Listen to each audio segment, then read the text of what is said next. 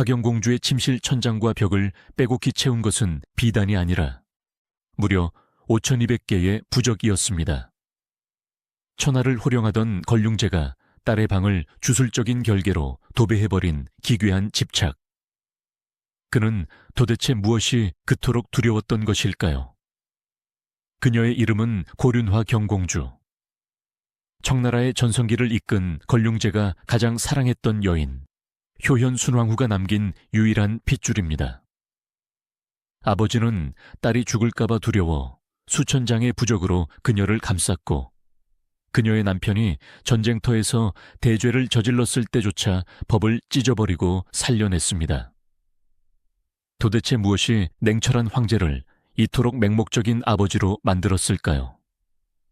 그 기이한 부적들 뒤에 숨겨진 공포의 실체, 그리고 제국의 법치마저 무너뜨린 비뚤어진 사랑의 결말. 시계를 비극의 서막이 올랐던 1748년, 그 차가웠던 겨울로 돌려보겠습니다. 이야기를 제대로 이해하기 위해서는 먼저 죽음에 대해 이야기해야 합니다. 고륜화 경공주의 삶은 태어나는 순간부터 죽음의 그림자와 숨바꼭질을 하는 것과 같았습니다. 걸륭제 홍역. 그는 중국 역사상 가장 장수했고 가장 큰 권력을 누린 황제였습니다. 세상 모든 것을 가진 남자처럼 보였죠. 하지만 신은 그에게 치명적인 결핍을 안겨주었습니다. 바로 사랑하는 자들의 죽음이었습니다. 걸륭제에게는 평생 잊지 못할 여인이 있었습니다. 그의 첫 번째 아내이자 영원한 연인, 효현 순왕후 부찰씨입니다. 두 사람은 16세, 15세의 어린 나이에 부부가 되었습니다. 정략 결혼이었지만 기적처럼 서로를 깊이 사랑했습니다. 걸륭제는 훗날 그녀를 그리워하며 쓴 시만 해도 수백 편에 달할 정도로 그녀에게 헌신적이었습니다. 하지만 황궁의 행복은 유리처럼 깨지기 쉬운 법입니다. 비극은 예고 없이 찾아왔습니다. 첫 번째 비극은 그들의 첫 딸이었습니다. 황후가 낳은 첫 번째 공주는 태어난 지 1년 남짓 되어 세상을 떠났습니다. 젊은 부부에게 닥친 첫 번째 시련이었습니다. 걸륭제는 슬퍼하는 아내를 위로하며 다음을 기약했습니다. 그리고 기적처럼 아들이 태어났습니다.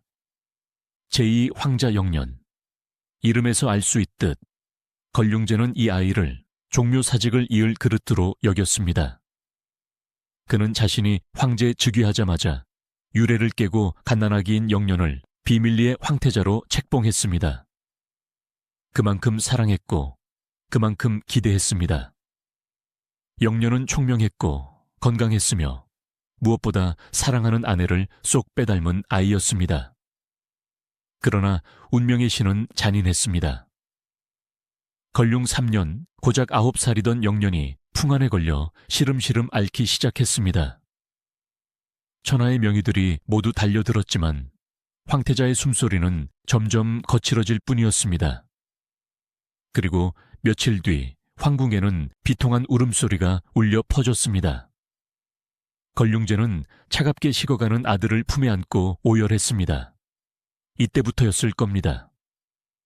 걸륭제의 마음속에 거대한 공포가 자라나기 시작한 것은 내가 사랑하는 것들은 왜 모두 떠나가는가? 하늘이 내게 천하를 준 대신 내 혈육을 거둬가려는 것인가? 하지만 희망은 끈질겼습니다. 영년이 죽고 8년 뒤 효현 순왕후는 다시 한번 아들을 낳았습니다. 제7 황자 영종. 걸륭제는 뛸 듯이 기뻐했습니다. 이번에는 하늘이 자신을 용서했다고 믿었습니다. 그는 아이가 태어난 날 가뭄이 들었던 대지에 단비가 내렸다며 하늘에 감사제를 올렸습니다. 그는 다시 한번 이 어린 핏덩이를 황태자로 마음에 품었습니다. 그러나 그 희망마저도 산산이 조각나는 데는 그리 오랜 시간이 걸리지 않았습니다. 걸륭 12년 섣달 금음날, 온 나라가 새해를 맞이할 준비로 들떠있던 그날 밤, 2살 배기 영종은 천연두에 걸려 숨을 거두었습니다. 2명의 아들, 2명의 황태자, 그리고 사랑하는 아내가 낳은 아이들, 모두가 걸륭제의 품을 떠났습니다. 그리고 결정타가 날아왔습니다. 2 아들을 잃은 슬픔을 이기지 못한 효현 순황후마저 영종이 죽은 지 불과 3개월 만에 남순 도중배 위에서 숨을 거두고 만 것입니다. 그녀의 나이 고작 37이었습니다. 걸륭제는 무너져 내렸습니다. 황제의 위엄도 천자의 체면도 모두 집어던진 채 그는 아내의 시신 앞에서 며칠 밤낮을 울부짖었습니다. 거대한 제국의 주인은 한순간에 아내와 자식들을 모두 잃은 고독한 남자가 되어버렸습니다. 바로 이 지옥 같은 절망 속에서 단 하나의 생명이 빛나고 있었습니다. 죽음의 파도가 휩쓸고 지나간 황량한 해변에 홀로 남겨진 아이. 효현 순황후가 남긴 유일한 생존자. 바로 셋째 딸, 화경공주였습니다. 그녀는 1731년에 태어났습니다. 오빠 영년이 죽었을 때 그녀는 7살이었고, 동생 영종과 어머니가 연달아 세상을 떠났을 때 그녀는 17살의 소녀였습니다. 상상해 보십시오. 어머니가 돌아가시고 형제들이 모두 요절한 텅 빈 궁전. 아버지는 미친 사람처럼 슬퍼하며 신하들을 쳐내고 황궁 전체를 공포로 몰아넣으며 화풀이를 하고 있습니다. 황궁 전체가 거대한 상갓집처럼 변해버린 그 숨막히는 공기 속에서 화경공주는 홀로 서 있었습니다. 그녀는 단순한 공주가 아니었습니다. 걸륭제에게 그녀는 죽은 아내의 환생이자 요절한 아들들을 대신해 반드시 지켜내야 할 마지막 보루였습니다. 그녀마저 잃는다면 걸륭제는 정말로 미쳐버릴지도 모른다는 위기감이 황궁을 감돌았습니다. 이때부터 걸륭제의 사랑은 집착이라는 이름의 관계로 변질되기 시작합니다. 그는 결심했습니다. 다시는 뺏기지 않겠다. 하늘이 내 아들들을 데려갔을지언정 이 아이만큼은 절대 데려가지 못하게 하겠다. 그 맹세는 단순한 아버지의 다짐이 아니었습니다. 그것은 신과 운명을 향한 황제의 선전포고였습니다. 그리고 그 전쟁을 위해 걸륭제는 칼과 창 대신 인간의 이성으로는 이해할 수 없는 무기를 꺼내 들었습니다. 바로 부적이었습니다. 17살의 화경공주를 바라보는 걸륭제의 눈빛에는 불안이 가득했습니다. 그녀 역시 어머니처럼, 오빠들처럼 갑자기 픽 쓰러져 죽어버릴 것만 같았습니다. 당시 황궁의 의술은 최고 수준이었지만 천연두 앞에서는 무력했고 원인 모를 열병 앞에서는 속수무책이었습니다. 황제는 더 이상 의사들을 믿지 않았습니다. 그는 보이지 않는 힘, 영적인 힘에 매달리기 시작했습니다. 걸륭제는 독실한 티베트 불교 신자였습니다. 그는 자신이 문수보살의 화신이라 믿었습니다. 그는 전국의 고승들과 도사들을 불러 모았습니다.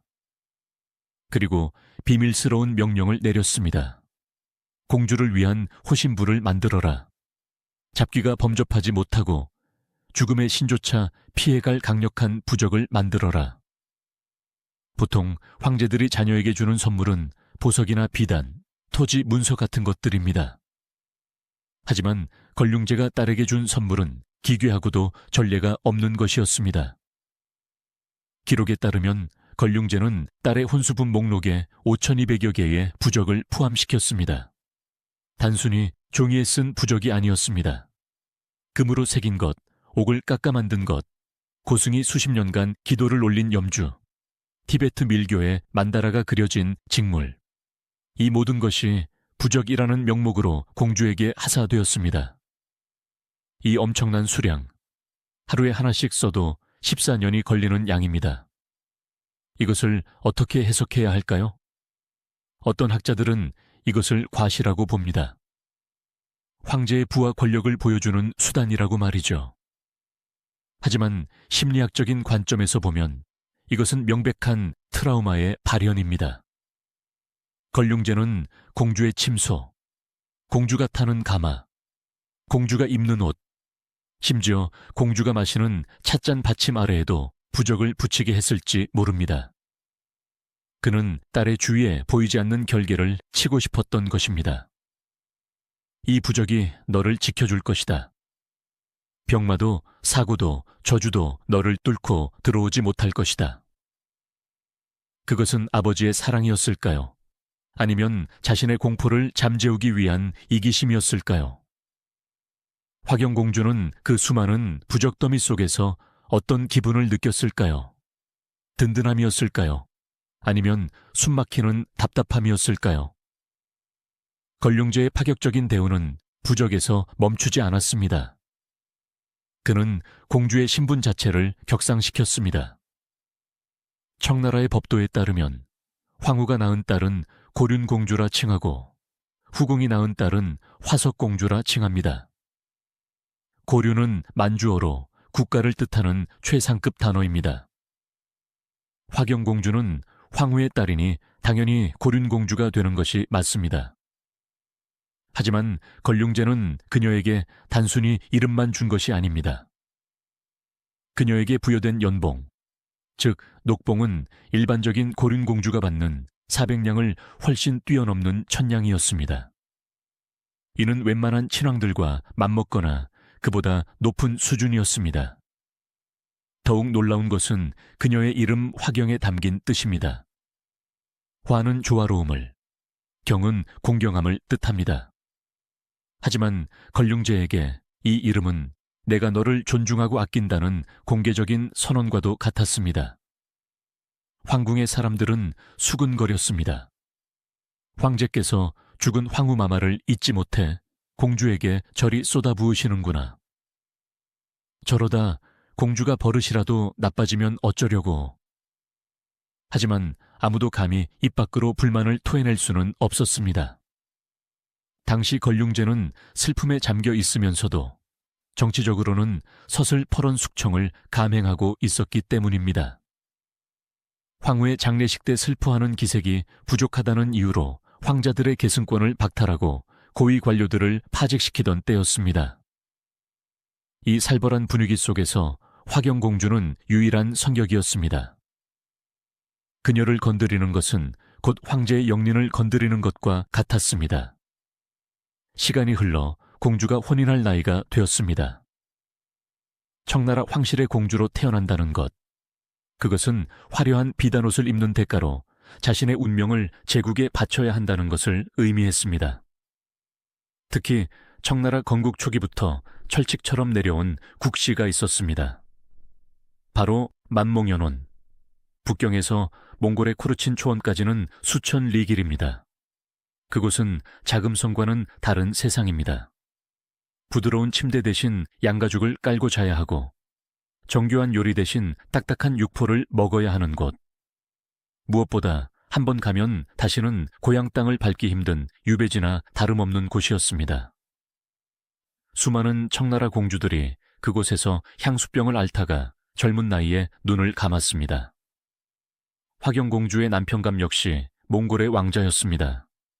이름은 색포등 파락주의, 과르친 친왕의 손자이자 몽골의 유력한 부족장이 될 청년이었습니다. 법도대로라면 화경공주는 혼례를 치른 후 짐을 싸서 몽골로 떠나야 했습니다.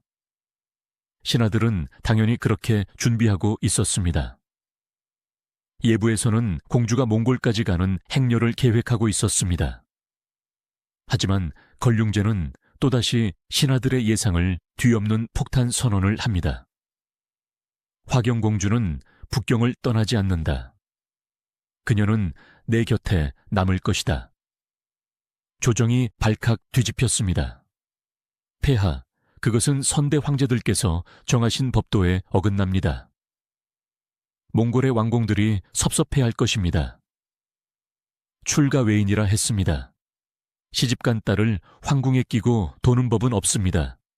상소문이 빗발쳤습니다. 하지만 걸륭제는 꿈쩍도 하지 않았습니다. 그는 오히려 신하들을 비웃기라도 하듯 더 충격적인 명령을 내립니다. 공주가 살 집을 지어라. 자금성에서 아주 가까운 곳에 황궁만큼이나 크고 화려하게 지어라. 내 딸이 조금이라도 불편함을 느껴서는 안 된다.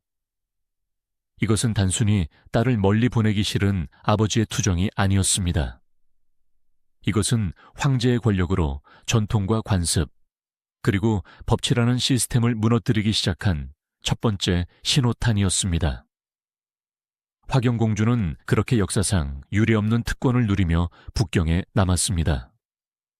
하지만 그녀는 몰랐습니다. 아버지가 만들어준 그 황금빛 세장이 훗날 자신을 옥죄는 감옥이 될 수도 있다는 사실을, 그리고 아버지의 맹목적인 사랑이 자신의 남편을 괴물로 만들고 결국 자신을 세상의 손가락질을 받는 비극의 주인공으로 만들게 될 것이라는 사실을 말입니다. 우리는 흔히 사랑이 사람을 살린다고 말합니다. 하지만 역사는 때로 잔혹한 진실을 속삭입니다. 과도한 사랑은 독이 되고 맹목적인 보호는 파멸을 부른다고요. 지금 보시는 이곳은 북경 동성구에 위치한 화경공주부의 예터입니다. 비록 세월의 풍패에 깎여나갔지만 남아있는 기둥과 주춧돌만으로도 당시의 위용을 짐작할 수 있습니다. 걸륭제는 딸이 북경에 머물 집을 짓기 위해 국고를 활짝 열었습니다. 기록에 따르면 이 저택을 짓는 데 들어간 비용은 은이만 9,000냥이 넘었습니다. 당시 쌀 한 섬의 가격이 1에서 2냥이었던 것을 감안하면 이는 현대 가치로 수백억 원에 달하는 천문학적인 액수입니다. 단순히 돈만 많이 쓴 것이 아닙니다. 이 저택은 규격을 파괴했습니다. 청나라 건축법상 공주의 저택은 방의 개수, 기둥의 색깔, 지붕의 장식 등 모든 것이 엄격하게 제한되어 있었습니다. 하지만 화경공주부는 그 한계를 비웃듯 친왕의 저택에 버금가는 규모로 지어졌습니다. 위치는 더욱 기가 막힙니다. 자금성과 가까워도 너무 가깝습니다. 걸륭제는 틈만 나면 가마를 타고 나와 딸의 집을 찾았고 딸 역시 언제든 황궁을 드나들었습니다. 출가 외인이라는 말은 화경공주에게 해당되지 않는 단어였습니다. 역사학자들은 이 저택을 가리켜 지상에 존재하는 가장 화려한 감옥이자 사랑으로 만든 황금 세장이라 부릅니다. 걸륭제는 딸을 험한 세상으로 내보내는 대신 자신의 겨드랑이 및 가장 안전하고 화려한 곳에 가두어 둔 것입니다. 이 파격적인 대우의 수혜자는 또 있었습니다. 바로 화경공주의 남편, 부마 색포등파락주의입니다. 색포등파락주의. 이름이 깁니다만 우리는 그를 색부마라 부르겠습니다. 그는 몽골 코르친부의 왕자였습니다. 그의 할아버지는 청나라 황실을 도와 전공을 세운 개국공신 가문이었죠. 걸륭제가 수많은 몽골 왕자들 중에서 그를 사위로 낙점한 이유는 무엇일까요? 단순히 가문이 좋아서였을까요? 아닙니다. 여기에는 훨씬 더 치밀하고 어찌 보면 징그러울 정도로 계획적인 걸륭제의 의도가 숨어 있습니다. 색부마는 아주 어린 시절 9살 무렵에 북경으로 불려왔습니다. 그리고 놀랍게도 그는 황궁 안에서 황자들과 함께 자랐습니다. 걸륭제는 그를 예비 사위가 아니라 거의 양아들처럼 키웠습니다. 황자들과 똑같이 공부시키고 똑같이 먹이고 똑같이 입혔습니다. 이것이 무엇을 의미할까요? 걸륭제는 딸에게 완벽하게 통제 가능한 남편을 만들어주고 싶었던 것입니다. 몽골에 거친 야성을 가진 남자가 아니라 자금성의 예법을 알고 황제의 눈치를 살필 줄 알며 무엇보다 화경공주를 하늘처럼 모실 준비가 된 남자. 걸륭제는 10년에 걸쳐 색부마를 화경공주 맞춤형 남편으로 개조했습니다. 실제로 색부마는 걸륭제를 아버지처럼 따랐고 화경공주 앞에서는 꼼짝도 못하는 순종적인 남편이었습니다. 걸륭제가 보기에 그는 100점짜리 사위였습니다. 자신의 딸을 몽골로 데려가지도 않고 자신의 말에 절대 복종하며 북경의 저택에서 딸을 공주처럼 모시고 살 남자였으니까요. 하지만 세상 모든 일에는 대가가 따르는 법입니다. 이 완벽해 보이는 기획 결혼과 북경 정착은 황실 내부에 보이지 않는 균열을 일으키기 시작합니다. 폐하께서 너무하십니다. 다른 공주들은 눈물을 흘리며 사막으로 떠나는데 어찌 화경공주만 북경에 남는단 말입니까? 조정 대신들의 불만은 입 밖으로 나오지 못하고 찻잔 속에서만 맴돌았습니다. 하지만 더 큰 문제는 몽골 귀족들의 반응이었습니다. 황제가 우리 몽골을 무시하는가? 우리 땅이 살 곳이 못 된다는 뜻인가? 걸륭제는 이 불만을 잠재우기 위해 돈을 썼습니다. 화경공주에게 내리는 하사품만큼이나 몽골 코르친부에도 막대한 선물 보따리를 보냈습니다. 돈으로 자존심을 무마시킨 것입니다. 그리고 화경공주에게는 더 큰 특권을 쥐어주었습니다. 그녀에게 1000냥의 녹봉을 하사한 것입니다. 당시 물가를 고려했을 때 이것은 정말 말도 안 되는 금액이었습니다. 보통의 공주들이 받는 돈의 2배가 넘었고 심지어 몽골에 있는 시댁 식구들, 즉 시부모나 시동생들이 받는 연금보다 며칠 더 많은 액수였습니다. 이것은 화경공주에게 무엇을 가르쳤을까요? 나는 특별하다. 법은 나를 위해 존재한다. 내 아버지는 황제이고 나는 그가 가장 사랑하는 존재다. 그러므로 나는 누구의 눈치도 볼 필요가 없다. 드라마에서 묘사된 경슬의 오만함은 작가의 상상력이 아닙니다. 그것은 걸륭제가 수천 개의 호신부와 29,000냥짜리 저택, 그리고 1000냥의 녹봉으로 길러낸 괴물 같은 자존감의 당연한 결과였습니다. 그녀는 남편을 존경하지 않았습니다. 남편은 아버지가 내려준 선물 혹은 부속품에 불과했으니까요. 그녀는 시댁인 몽골을 두려워하지 않았습니다. 평생 갈 일 없는 미개한 땅이라 여겼을지도 모릅니다. 그녀의 눈에 비친 세상은 자금성과 자신의 저택, 그리고 아버지 걸륭제뿐이었습니다. 이 좁고 화려한 세계관 속에서 그녀는 점점 더 고립되어 갔습니다. 그리고 그 고립은 그녀를 잔혹한 정치적 괴물로 변모시키고 있었습니다. 자, 이제 우리는 이 황금 세장 속에 갇힌 공주가 어떻게 발톱을 드러내기 시작했는지 살펴봐야 합니다.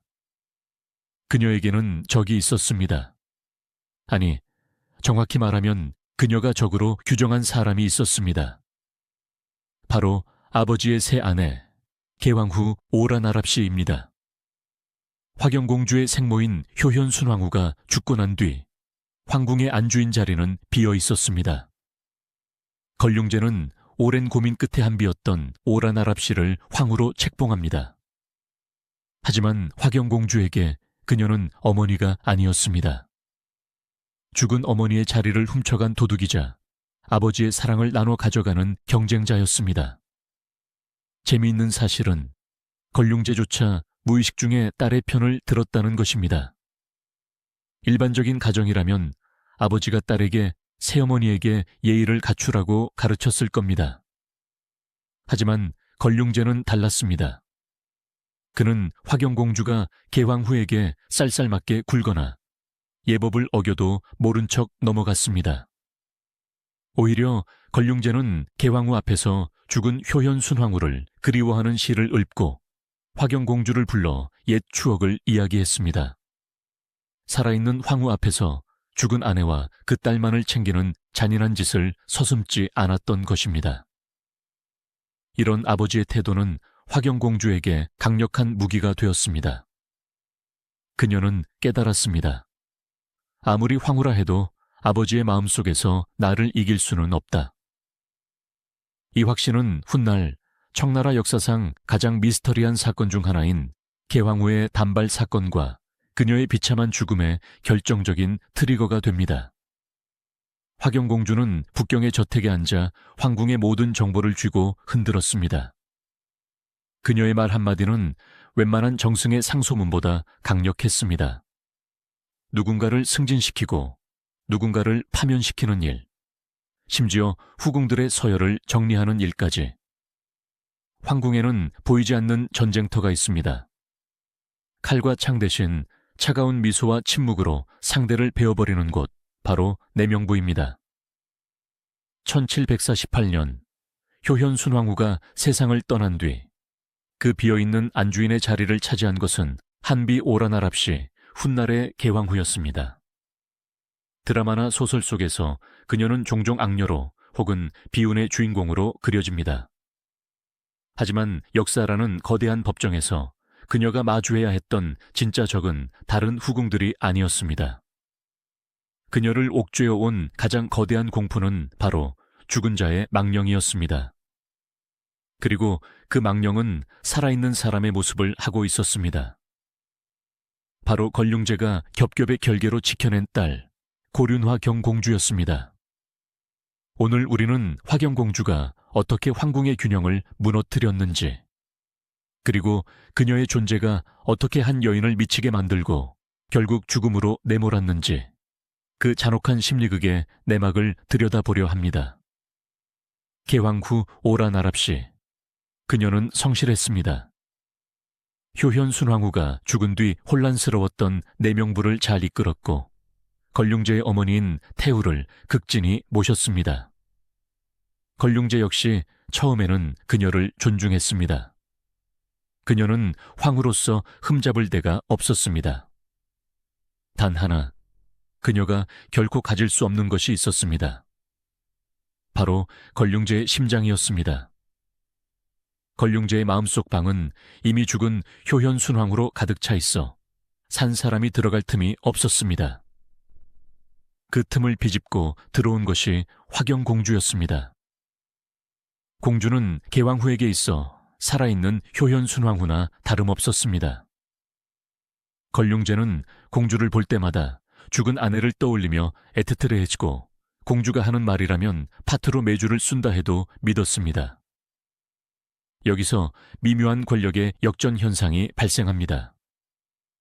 유교 사회인 조선이나 중국에서 어머니와 딸의 위계는 명확합니다. 어머니가 위고 딸이 아래입니다. 비록 친어머니가 아니라 해도 정모인 황후에게 공주는 예를 갖춰야 합니다. 하지만 화경공주에게 계황후는 어머니가 아니었습니다. 내 어머니는 오직 효현순왕후 한 분뿐이다. 공주의 이 오만함은 걸륭제의 방조 아래 묵인되었습니다. 기록에 남겨진 몇 가지 일화들은 이 기형적인 관계를 잘 보여줍니다.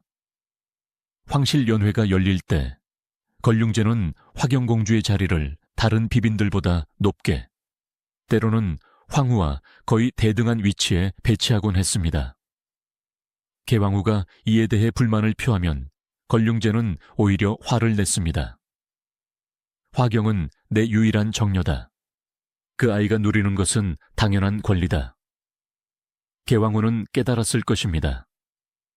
자신이 싸우고 있는 상대는 철없는 의붓딸이 아니라 그 뒤에 버티고 서 있는 황제의 기억이라는 것을요. 화경공주는 영리했습니다. 그녀는 대놓고 계황후와 싸우지 않았습니다. 대신 그녀는 비교라는 가장 잔인한 무기를 사용했습니다. 그녀는 아버지 앞에서 끊임없이 생모의 이야기를 꺼냈습니다. 어머니께서는 이럴 때 참 검소하셨는데, 어머니께서는 아바마마의 마음을 참 잘 헤아리셨는데, 이 말들은 비수처럼 날아가 계황후의 가슴에 꽂혔습니다. 그리고 걸륭제에게는 최면처럼 작용했습니다. 그래, 효효는 완벽했어. 그런데 지금 황후는 왜 이리 말이 많고 깐깐한가? 화경공주는 효심이라는 가면을 쓰고 아버지와 계황후 사이를 서서히, 하지만 확실하게 갈라놓고 있었습니다. 그녀는 자신의 지위와 재물을 이용해 황궁 내 여론을 주도했습니다. 그녀의 저택은 정보의 집산지였고 그녀에게 줄을 서려는 환관과 궁녀들이 넘쳐났습니다. 계황후는 고립되었습니다. 남편은 죽은 전처만 그리워하고 의붓딸은 자신을 무시하며 신하들은 공주의 눈치를 보는 상황. 그 숨막히는 고독 속에서 계황후의 정신은 조금씩 무너져 내리고 있었습니다. 그리고 운명의 1765년 건륭 30년이 밝았습니다. 청나라 역사를 뒤흔든 제4차 남순이 시작된 것입니다. 건륭제의 남순은 단순한 여행이 아니었습니다. 그것은 황제의 위엄을 과시하는 거대한 퍼레이드였습니다.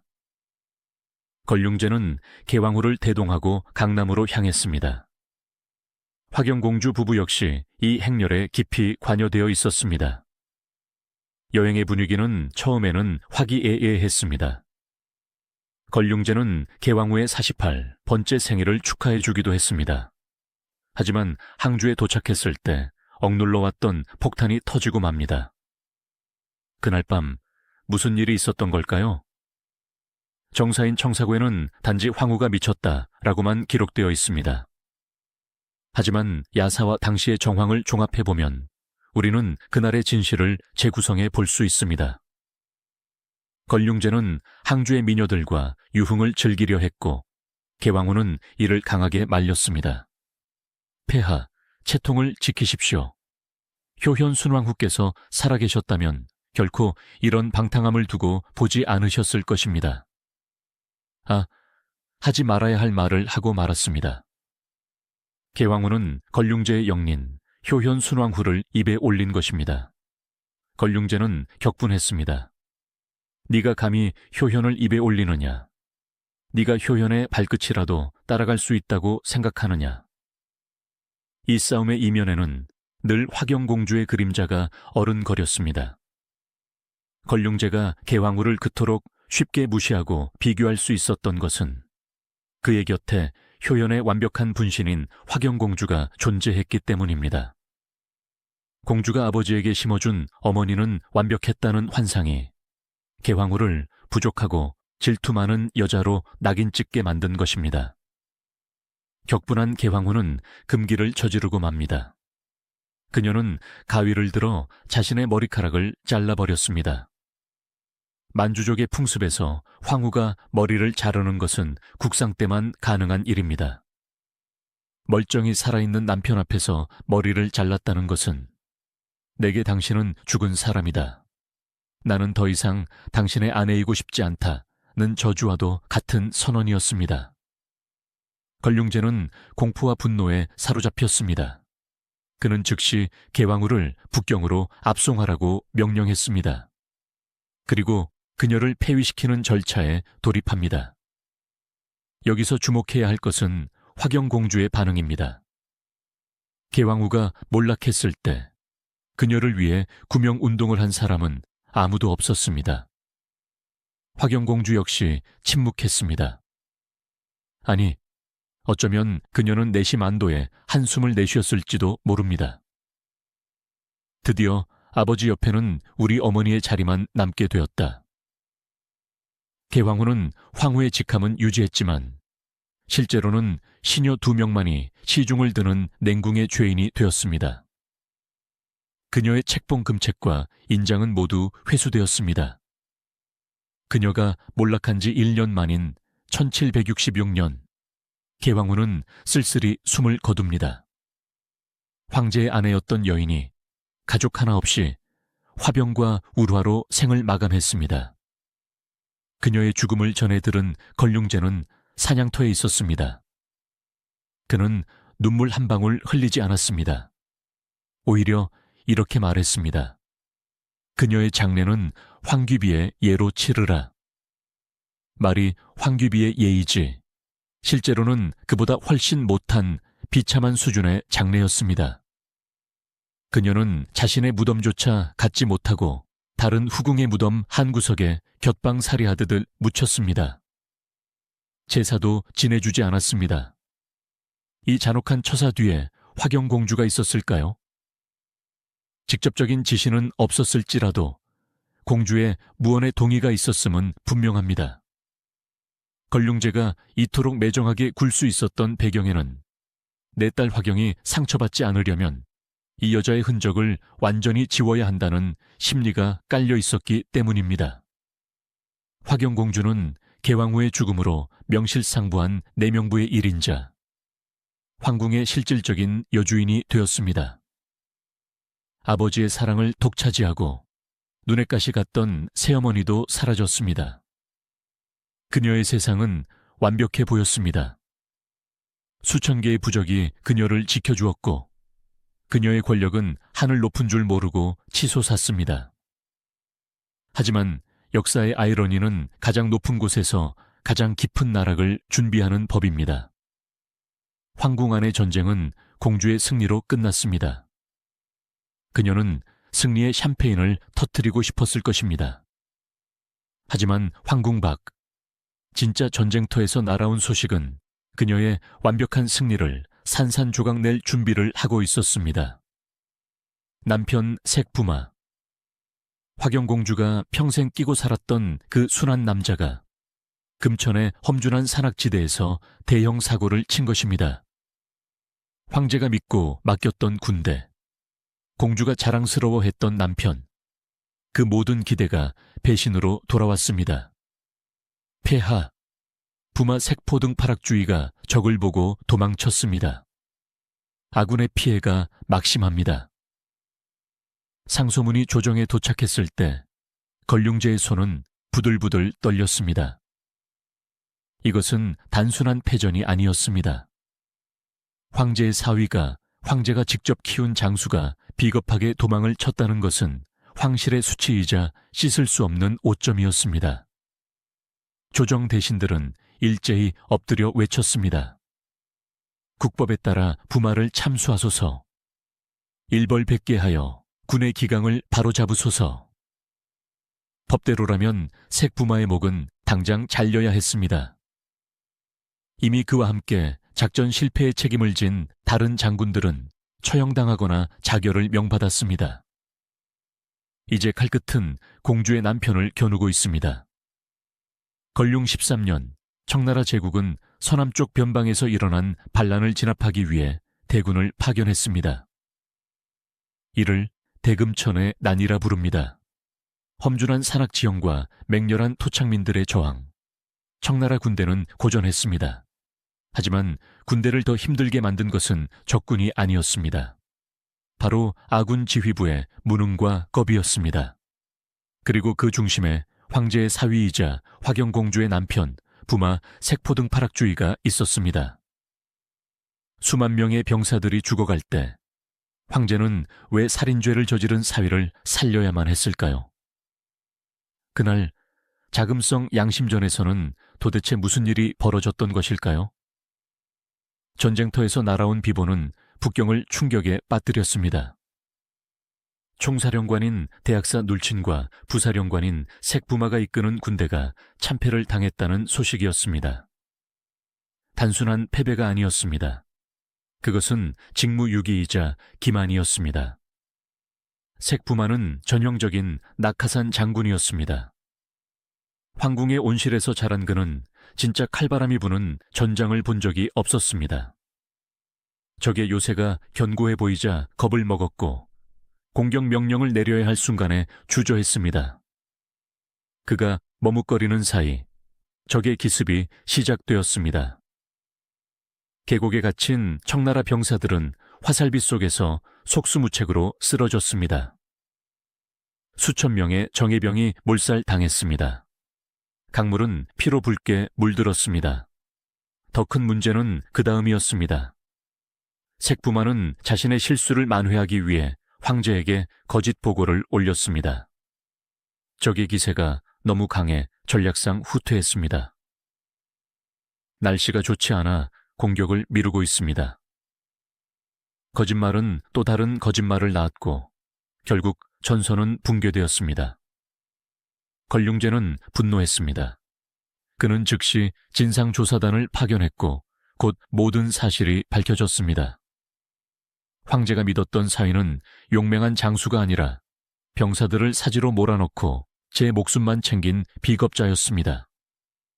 청나라의 군법은 엄격합니다. 임전무퇴, 적을 보고 도망친 자는 참수한다. 군을 기만하여 패배를 자초한 자는 참수한다. 법대로라면 색부마는 죽은 목숨이었습니다. 걸륭제는 먼저 총사령관인 눌친에게 알반필주의 칼을 내려 자결을 명했습니다. 눌친은 걸륭제의 총애를 받던 명문가 출신의 대신이었지만 황제는 궁위 확립을 위해 눈물을 머금고 그를 처단했습니다. 이제 칼끝은 색부마를 향했습니다. 조정의 모든 눈이 걸륭제의 입술을 주시하고 있었습니다. 눌친도 죽었습니다. 부마라고 해서 예외일 수는 없습니다. 법은 만인에게 평등해야 합니다. 그래야 병사들이 납득할 것입니다. 상소문이 산더미처럼 쌓였습니다. 누구도 부마를 살려달라고 말하지 않았습니다. 그것은 명백한 반역이자 매국 행위였기 때문입니다. 하지만 단 한 사람, 걸륭제의 마음속에는 전쟁터의 참상보다 더 무서운 것이 자리 잡고 있었습니다. 바로 딸의 눈물이었습니다. 걸륭제는 깊은 딜레마에 빠졌습니다. 황제로서 그는 사위를 죽여야 합니다. 그것이 정의입니다. 하지만 아버지로서 그는 사위를 죽일 수 없습니다.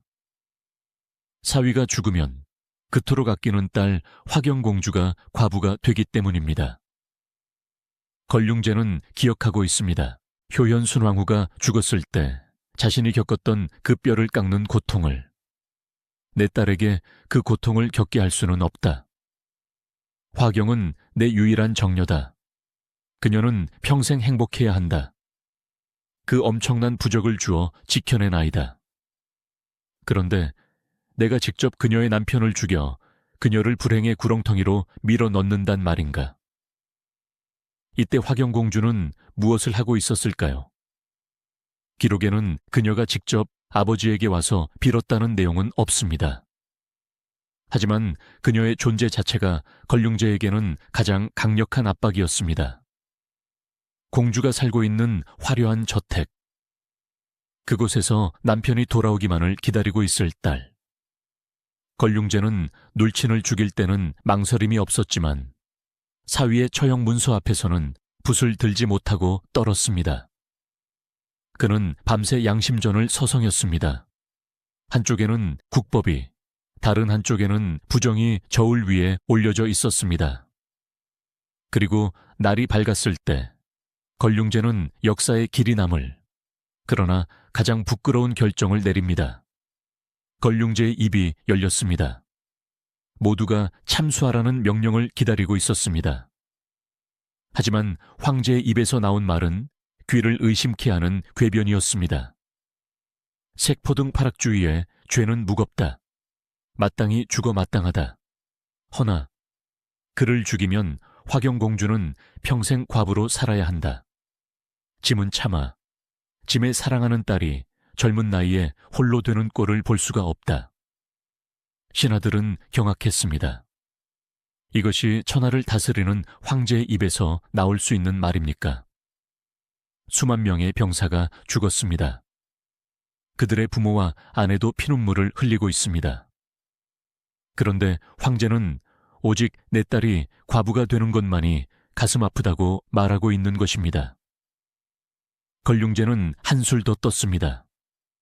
효현순왕후가 남긴 유일한 핏줄이다. 그녀의 영혼을 위로하기 위해서라도 짐은 이 결정을 내릴 수밖에 없다. 또다시 죽은 황후를 끌어들였습니다. 신하들은 입을 다물 수밖에 없었습니다. 효현순왕후는 걸륭제의 성역이었으니까요. 결국 기적 같은 일이 벌어졌습니다. 총사령관 눌친은 목이 잘려 효수되었지만 똑같은 죄를 지은 색부마는 면사, 즉 사형을 면제받았습니다. 이것이 바로 보이지 않는 면사금패였습니다. 물리적인 황금패가 있었던 것이 아닙니다. 화경공주의 남편이라는 타이틀 자체가 그 어떤 칼날도 뚫을 수 없는 절대 방어막이었던 것입니다. 이 사건은 청나라 역사에서 매우 중요한 변곡점입니다. 흔히 강건성세라고 부르는 청나라의 전성기에 보이지 않는 균열이 시작된 순간이기 때문입니다. 법치가 무너졌습니다. 법은 황족 앞에서는 멈춘다. 이 메시지는 군대와 관료 사회에 독버섯처럼 퍼져나갔습니다. 장수들은 생각했을 것입니다. 목숨 걸고 싸울 필요 없다. 줄만 잘 서면 된다. 황제의 사위가 되면 사람을 죽여도 산다. 색부마는 목숨만 건진 것이 아니었습니다. 걸륭제는 그를 잠시 유배 보내는 척하더니 얼마 지나지 않아 슬그머니 다시 불러들였습니다. 그리고 공작 자규는 박탈했지만 여전히 부마로서의 대우는 유지해 주었습니다. 그는 다시 북경의 그 화려한 황금 세장으로 돌아왔습니다. 화경공주는 안도했을 것입니다. 아버지가 쳐놓은 그 두터운 결계가 효험을 발휘했다고 믿었을지도 모릅니다. 아버지가 자신을 얼마나 사랑하는지 다시 한번 확인하며 기뻐했을지도 모릅니다. 하지만 그녀는 몰랐습니다. 자신의 행복을 위해 얼마나 많은 정의가 희생되었는지를. 남편이 살아 돌아온 그날 밤, 대금천의 계곡에서 죽어간 원혼들이 그녀의 저택 지붕 위를 떠돌고 있었다는 사실을 말입니다. 걸륭제는 딸의 눈물을 닦아주었지만 대신 제국의 기강을 흙탕물 속에 처박았습니다.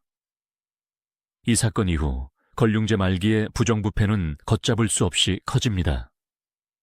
황제가 먼저 사적인 감정으로 법을 어겼는데 탐관오리들이라고 법을 지키겠습니까? 역사학자들은 이 면사금패 사건을 걸륭제 통치의 도덕적 타락을 보여주는 결정적 증거로 꼽습니다. 죽음의 문턱에서 살아 돌아온 색부마. 그는 과연 행복했을까요? 자신의 동료들은 참수당했는데 아내의 치마폭 덕분에 목숨을 건진 사내. 세상 사람들은 그를 보며 수군거렸습니다. 치마 장군, 공주 덕에 사는 놈. 그는 평생 고개를 들지 못했습니다. 화경공주 앞에서는 더더욱 죄인이 되었습니다. 공주는 생명의 은인이자 절대적인 주인이 되었습니다.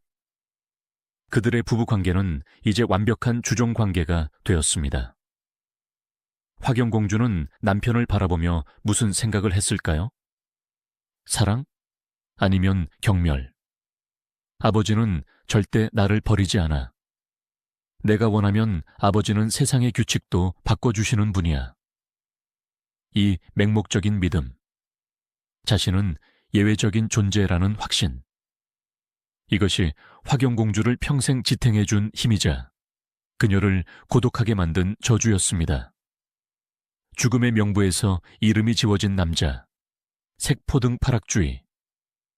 걸륭제에 비틀린 부정 덕분에 참수형을 면한 그는 세상이 자신을 향해 던지는 비웃음을 견디며 덤으로 얻은 삶을 살아가야 했습니다. 하지만 운명은 참으로 짓궂습니다. 인간이 억지로 늘려놓은 생명줄은 그리 튼튼하지 않았습니다. 그 엄청난 양의 부적이 공주의 목숨은 지켜주었을지 몰라도 그녀가 사랑했던 사람들의 운명까지는 지켜주지 못했습니다. 오늘 우리는 황금 세장 안에 두 번째 비극을 목격하게 됩니다. 억지로 살려놓은 남편은 결국 어떻게 되었을까요? 그리고 남편마저 떠나보낸 뒤 거대한 저택에 홀로 남겨진 44세의 공주는 어떤 표정을 짓고 있었을까요? 목숨을 구걸받은 색부마는 빚쟁이와 같은 심정으로 살았습니다. 황제는 그를 살려주었지만 그 대가로 끊임없이 충성을 요구했습니다. 색부마는 자신의 오명을 씻기 위해 그리고 아내인 화경공주의 체면을 세워주기 위해 다시 전장으로 나가야만 했습니다. 1771년 대금천에서의 전쟁이 다시 불붙었습니다. 늙어가는 색부마는 다시 갑옷을 입었습니다. 이번에는 도망칠 수도 물러설 수도 없었습니다. 그에게는 황제의 사위라는 영광스러운 타이틀보다 비겁자라는 꼬리표가 더 무겁게 달려 있었기 때문입니다. 그는 필사적이었습니다. 기록에 따르면 그는 이전과는 달리 최전방에서 병사들을 독려하며 싸웠다고 합니다. 그것은 용기라기보다는 살아남은 자의 처절한 몸부림이었을 것입니다. 하지만 죽음의 신은 기어이 그를 찾아왔습니다. 1775년, 걸륭 40년. 전쟁터의 막사 안에서 색부마는 쓰러졌습니다. 적의 칼이 아닌 병마가 그를 덮쳤습니다. 오랜 전장의 피로와 심리적 압박감이 그의 심장을 갉아먹었습니다. 참 아이러니하지 않습니까? 20여 년 전 황제가 법을 어겨가며 기어코 살려냈던 그 남자가 결국은 똑같은 전쟁터에서 싸늘한 죽음이 되어 돌아온 것입니다. 황제는 그토록 피하고 싶었던 결말, 즉 딸이 과부가 되는 상황을 막기 위해 모든 권력을 동원했지만 결국 운명은 황제의 소나기를 빠져나가 제 할 일을 마쳤습니다. 색부마의 시신이 북경으로 운구되던 날, 걸륭제의 심정은 어땠을까요? 그는 또다시 자신의 무력함을 느꼈을 것입니다. 그토록 많던 부적도, 면사금패도, 황제의 권위도, 사위의 죽음을 막지는 못했습니다. 하지만 걸륭제는 슬퍼할 겨를이 없었습니다. 그에게는 죽은 사위보다 산 딸의 슬픔이 더 중요했습니다. 그는 즉시 파격적인 조치를 내립니다. 부마의 장례를 친왕의 예로 치르라. 내 딸의 남편이다. 가는 길이라도 초라해서는 안 된다. 색부마는 죽어서야 비로소 비겁자의 오명을 벗고 영웅 대접을 받았습니다. 물론 이 모든 것은 오로지 화경공주를 위한 보여주기식 영광이었습니다. 자, 이제 카메라는 홀로 남은 화경공주를 비춥니다. 당시 그녀의 나이 44세. 가장 화려한 시절은 지나갔고 곁에 있던 사람들은 하나둘 떠나가던 시기. 그녀는 북경의 그 거대한 저택, 황금 감옥에 혼자 남겨졌습니다. 그녀는 울었을까요? 아마도 그랬을 것입니다. 하지만 그녀의 눈물은 남편을 잃은 슬픔 때문만은 아니었을 겁니다. 그것은 자신의 완벽했던 세계에 구멍이 뚫린 것에 대한 공포, 그리고 앞으로 다가올 기나긴 고독에 대한 두려움이었을지 모릅니다. 남편이 죽고 난 뒤 화경공주의 삶은 기이한 방향으로 흘러갑니다. 보통의 경우라면 과부가 된 공주는 조용히 여생을 보내거나 불교에 귀의하곤 합니다. 하지만 걸륭제는 딸이 불쌍한 과부로 보이는 것을 견딜 수 없었습니다. 그래서 그는 딸에게 더 많은 물질적 풍요를 쏟아붓기 시작합니다. 그것은 일종의 보상 심리였습니다. 내가 네 남편을 지켜주지 못했으니 대신 돈과 권력으로 그 빈자리를 채워주마. 이 시기 화경공주의 재산 증식은 상상을 초월합니다. 걸륭제는 전국의 소금 전매권 수익 중 상당 부분을 공주에게 하사했습니다. 당시 소금은 하얀 황금이라 불릴 정도로 막대한 이익을 남기는 사업이었습니다. 공주는 앉아서 천문학적인 돈을 벌어들였습니다. 또한 걸륭제는 자신의 늙은 몸을 이끌고 틈만 나면 공주의 집을 찾았습니다. 황제가 행차할 때마다 수레에는 보물과 하사품이 가득 실려 있었습니다. 티베트에서 온 불상, 서양에서 온 자명종, 남쪽 지방의 최고급 비단. 공주의 방은 온갖 징휘한 보물들로 채워졌습니다. 발 디딜 틈이 없을 정도였습니다. 하지만 정작 그녀의 침상 옆자리는 차갑게 비어 있었습니다. 그 수만 금의 보물들이 과연 남편의 온기를 대신할 수 있었을까요? 화경공주는 밤마다 빛바랜 부적더미 속에서, 그리고 보물 창고가 되어버린 침실에서 무슨 생각을 하며 잠들었을까요? 어쩌면 그녀는 깨달았을지도 모릅니다. 아버지가 주는 이 엄청난 사랑이 사실은 자신을 질식시키는 족쇄였다는 것을. 이 시기 화경공주의 성격에 대한 흥미로운 기록들이 보입니다. 젊은 시절의 그녀가 오만하고 도도한 공주였다면 중년의 그녀는 깐깐하고 집착이 강한 재력가의 모습으로 변해갑니다. 그녀는 자신의 재산을 철저하게 관리했습니다. 황실의 회계 장부를 검사하듯 자신의 저택 살림을 쥐잡듯이 관리했습니다. 돈에 대한 집착, 그것은 어쩌면 채워지지 않는 마음의 허기를 달래기 위한 수단이었을지 모릅니다. 또한 그녀는 건강에 대해 과도하게 예민해졌습니다. 아버지 걸륭제가 그랬던 것처럼 그녀 역시 죽음과 질병에 대한 공포를 가지고 있었습니다. 조금만 몸이 아파도 수십 명의 어의를 불러들였고 전국의 용하다는 약재를 사들였습니다. 수천 장의 부적은 여전히 그녀의 곁에 있었습니다. 이제 그 부적들은 액마기가 아니라 그녀가 유일하게 의지할 수 있는 정신적 지팡이가 되어 있었습니다. 시간은 흘러 걸륭제도 화경공주도 늙어갔습니다. 황제는 80세를 바라보는 노인이 되었고 공주는 60세를 바라보는 노파가 되었습니다. 하지만 두 사람의 관계는 변하지 않았습니다. 아니, 더욱 기형적으로 끈끈해졌습니다. 세상의 모든 것이 변하고 사라져도 이 부녀만은 서로를 놓지 않았습니다. 걸륭제에게 화경공주는 자신이 가장 사랑했던 시절을 증명하는 마지막 증거였습니다. 화경공주에게 걸륭제는 자신의 존재 이유이자 자신을 지탱하는 유일한 권력이었습니다. 이 지독한 사랑. 어떤 역사가들은 이를 두고 부녀 간의 사랑을 넘어선 두 영혼의 고립된 동맹이라고 표현하기도 합니다. 그들은 거대한 제국의 꼭대기에서 오직 둘만이 이해할 수 있는 언어로 소통하며 서로를 위로했습니다. 하지만 이 고립된 동맹은 끝내 또 하나의 비극적인 유산을 남깁니다. 바로 그들의 자손들입니다. 과도한 보호와 특권 속에서 자란 화경공주의 아들, 즉 걸륭제의 외손자는 과연 어떤 인간으로 성장했을까요? 할아버지와 어머니의 비틀린 사랑을 먹고 자란 그 아이 역시 평범한 삶을 살 수는 없었습니다. 시간은 누구에게나 공평합니다. 황제의 권력으로도 수천 개의 부적으로도 흐르는 시간을 멈출 수는 없었습니다.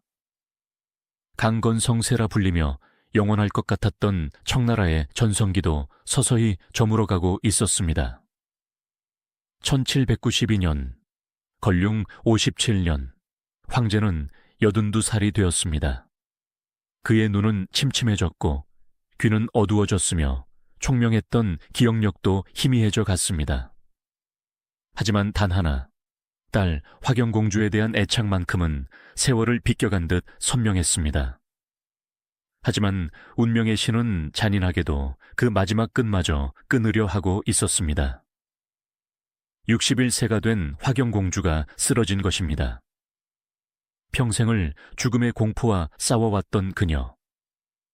종이로 만든 방패 뒤에 숨어 목숨을 부지해왔던 그녀에게 진짜 마지막 순간이 다가오고 있었습니다. 오늘 우리는 제국의 황홍이 가장 사랑했던 딸을 떠나보내야 하는 늙은 아버지의 절규와 그 죽음 앞에서도 멈추지 않았던 특권의 대물림에 대해 이야기하려 합니다. 공주가 위독하다는 소식에 걸륭제는 만사를 제쳐두고 달려가려 했습니다. 하지만 신하들이 말렸습니다. 폐하, 옥체가 편치 않으십니다. 흉한 기운을 가까이 하시면 안이 도옵니다. 걸륭제는 분통을 터뜨렸습니다. 하지만 80대의 노구는 마음처럼 움직여주지 않았습니다. 대신 그는 자신이 할 수 있는 유일한 일, 즉 물량 공세를 퍼부었습니다. 황궁의 내의원을 통째로 공주의 집으로 옮기다시피 했고 전국에서 가장 영험하다는 도사들을 불러 구판을 벌였습니다. 침상에 누운 화경공주는 무슨 생각을 했을까요? 그녀의 베개맡에는 여전히 낡은 부적들이 수북이 쌓여 있었을 것입니다. 평생 자신을 지켜주리라 믿었던 그 종이 조각들. 하지만 숨이 가빠오는 순간 그녀는 깨달았을지도 모릅니다. 황금으로 만든 감옥도 아버지의 절대 권력도 다가오는 저승사자를 막을 수는 없다는 것을. 1792 연여름, 고륜화 경공주는 61세를 일기로 눈을 감았습니다. 그녀는 마지막 순간까지도 북경을 떠나지 않았고 아버지의 그늘을 벗어나지 않았습니다. 효현 순황후가 남긴 마지막 핏줄이 역사 속으로 사라지는 순간이었습니다. 공주의 부고를 들은 걸륭제의 반응은 어땠을까요? 기록에 따르면 그는 통곡하지 않았습니다. 너무 큰 슬픔은 눈물조차 말라버리게 만드는 법입니다. 대신 그는 넋이 나간 사람처럼 멍하니 허공을 응시했다고 합니다. 그는 받아들일 수 없었습니다. 내가 어떻게 지켜낸 아이인데, 5200개의 부적을 썼는데, 어찌 나보다 먼저 간단 말인가. 걸륭제에게 딸의 죽음은 단순한 자식의 상실이 아니었습니다. 그것은 자신의 인생 전체를 관통했던 사랑과 집착의 역사가 끝나는 사건이었습니다. 효현 순황후와의 연결고리가 완전히 끊어진 것입니다. 그는 또다시 신하들의 반대를 무시하고 파격적인 장례를 지시합니다. 보통 출가한 공주의 장례는 시댁의 풍습을 따르거나 간소하게 치르는 것이 관례입니다. 하지만 걸륭제는 딸의 장례를 사실상 국장 수준으로 격상시켰습니다. 그리고 가장 충격적인 결정은 바로 묘지였습니다. 원칙대로라면 화경공주의 유해는 남편의 고향인 몽골 쿠르친 초원으로 돌아가야 합니다. 그것이 만목연원의 마지막 규칙입니다. 죽어서라도 시댁의 귀신이 되어야 하는 것이죠. 하지만 걸륭제는 죽은 딸조차 놓아주지 않았습니다. 내 딸을 그 먼 황무지에 묻을 수 없다. 화경은 죽어서도 내 곁에 있어야 한다. 그는 북경 동쪽 교회에 거대한 무덤을 만들게 했습니다. 이곳이 바로 현재까지 남아있는 화경공주 원침입니다. 청나라 역사상 몽골 왕공에게 시집간 공주가 몽골로 돌아가지 않고 북경에 묻힌 것은 화경공주가 유일합니다. 그녀는 살아서도 죽어서도 예외였습니다. 걸륭제의 이기적인 사랑은 딸의 영혼이 자유롭게 떠나는 것조차 허락하지 않았던 것입니다. 화경공주는 떠났지만 그녀가 남긴 특권의 유산은 사라지지 않았습니다. 오히려 그것은 더 강력해진 형태로 그녀의 아들에게 상속되었습니다. 화경공주의 아들, 걸륭제의 외손자, 그의 이름은 걸륭제가 직접 지어주었습니다. 앙륵철 특목이 몽골어로 철처럼 강한 복을 뜻합니다. 걸륭제는 딸을 잃은 슬픔을 이 외손자에게 쏟아부었습니다. 이 청년은 태어날 때부터 금수저 위에 다이아몬드 수저였습니다. 할아버지가 황제, 어머니가 고륜공주, 아버지가 몽골 친왕. 걸륭제는 이 외손자를 황자들과 똑같이 대우했습니다. 아니, 어떤 면에서는 황자들보다 더 아꼈습니다. 그에게 보국공이라는 자기를 내리고 황실의 최정예 부대인 영시윈의 대신 자리를 주었습니다. 심지어 자신의 또 다른 딸을 이 외손자에게 시집 보내려는 파격적인 생각까지 했을 정도였습니다. 외손자 라방다이치는 아버지 색부마와는 달랐습니다. 그는 꽤 용맹했고 무술에도 능했습니다. 어느 날 걸륭제가 사냥을 나갔다가 곰의 습격을 받을 뻔한 적이 있었습니다. 그때 몸을 날려 곰을 때려잡고 황제를 구한 것이 바로 이 외손자였습니다. 걸륭제는 감격했습니다. 역시 화경의 아들이다. 내 딸이 나를 지키려고 보낸 수호신이다. 이 사건 이후 외손자에 대한 총애는 하늘을 찔렀습니다. 그는 청나라 역사상 가장 강력한 권력을 쥔 외척 중 한 명이 되었습니다. 화경공주가 평생 쌓아 올린 부와 인맥, 그리고 황제의 무한한 신뢰. 이 모든 것이 고스란히 아들에게 넘어갔습니다. 이것은 무엇을 의미할까요? 걸륭제의 사적인 사랑이 시스템화되었다는 뜻입니다. 능력과 상관없이 누구의 핏줄인가가 성공을 결정하는 사회. 화경공주 가문은 그 정점에 서 있었습니다. 하지만 이것은 제국의 건강함에는 치명적인 독소였습니다. 다른 귀족들과 관료들은 박탈감을 느꼈습니다. 목숨 걸고 싸워봐야 소용없다. 황제의 딸, 황제의 외손자가 다 해먹는 세상이다. 이런 냉소가 조정에 퍼져나갔고, 이는 훗날 백령요도의 난등 밀란이 일어났을 때 지배층이 무기력하게 무너지는 원인 중 하나가 됩니다. 다시 1792년의 겨울로 돌아갑니다. 화경공주의 무덤이 완공되었습니다. 늙은 걸륭제는 지팡이를 짚고 딸의 묘소를 찾았습니다. 비석에는 그가 직접 쓴 비문이 새겨졌습니다. 딸의 공덕을 기리고 자신의 슬픔을 토로하는 구절들. 하지만 그 비석 뒤에 숨겨진 진실을 아는 사람은 많지 않았습니다. 5,200개의 부적, 29,000냥짜리 저택, 사형수 남편을 살려낸 면사금팔, 그리고 몽골로 돌아가지 못한 유해. 걸륭제는 비석을 쓰다듬으며 무슨 생각을 했을까요? 내가 너를 지켰다고 안도했을까요? 아니면 결국 아무것도 막지 못했다고 후회했을까요? 바람이 붑니다. 노왕제의 백발이 흩날립니다. 그는 이제 정말로 혼자가 되었습니다. 효현순왕후도, 영년도, 영종도, 그리고 마지막 남은 화경마저 떠났습니다.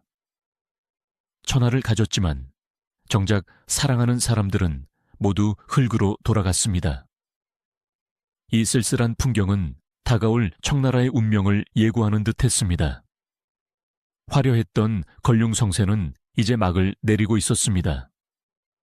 그리고 화경공주라는 거대한 버팀목이 사라진 황실에는 곧 새로운 권력 투쟁과 부패의 그림자가 덮쳐올 것입니다. 그녀의 죽음은 한 시대의 종말이었습니다. 아버지의 왜곡된 사랑이 만들어낸 가장 행복하고도 불행했던 공주의 이야기는 여기서 끝이 납니다. 하지만 역사의 평가는 끝나지 않았습니다. 후세 사람들은 그녀를 어떻게 기억할까요? 2026년의 북경. 거대한 마철루 숲 사이로 시간이 멈춘 듯한 공간이 하나 있습니다. 동성구 장자충로. 이곳에는 아직도 화경공주부의 뼈대가 남아 있습니다. 지금은 고급 호텔과 레스토랑으로 바뀌어 사람들의 웃음소리가 넘쳐나지만 270년 전 이곳은 제국에서 가장 폐쇄적이고 가장 은밀하며 가장 강력한 권력이 숨 쉬던 곳이었습니다. 우리는 지난 시간 동안 한 여인의 기이한 삶을 따라왔습니다. 걸륭제가 수천 장의 부적으로 지켜낸 딸, 남편의 살인죄마저 덮어버린 면사금파의 주인공, 고륜화 경공주. 이제 우리는 긴 여행을 마치며 마지막 질문을 던져야 합니다. 과연 아버지 걸륭제의 그 지독한 사랑은 딸을 구원했을까요? 아니면 제국을 병들게 했을까요? 오늘 우리는 역사의 법정에 서서 그 5,200개의 부적에 담긴 진짜 대차대조표를 작성해 보려 합니다. 역사학자들은 청나라의 쇠퇴가 언제부터 시작되었느냐는 질문에 다양한 답을 내놓습니다.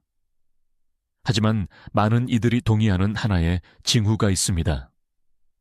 바로 법치의 붕괴와 인치의 부활입니다. 걸륭제 초기는 법이 엄격했습니다. 부정부패한 관리는 가차없이 차단되었습니다.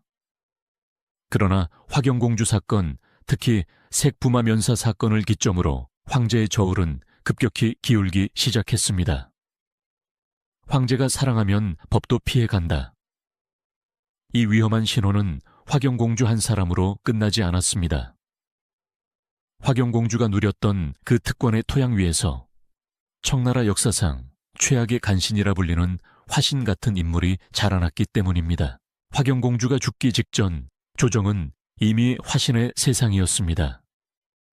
화신은 걸륭제의 총애를 등에 업고 국고를 횡령하고 매관매직을 일삼았습니다. 재미있는 사실은 화신 역시 화경공주와 매우 밀접한 관계를 맺고 있었다는 점입니다. 공주의 아들과 화신의 딸이 정략 결혼을 했을 정도로 그들은 거대한 특권 카르텔을 형성했습니다. 결국 걸륭제가 딸을 위해 뚫어놓은 예외라는 구멍으로 온갖 부패한 자들이 기어 들어온 것입니다. 수천 장의 부적이 공주의 목숨은 지켰을지 몰라도 제국의 건강한 시스템은 그 부적 아래서 서서히 질식해가고 있었던 것입니다.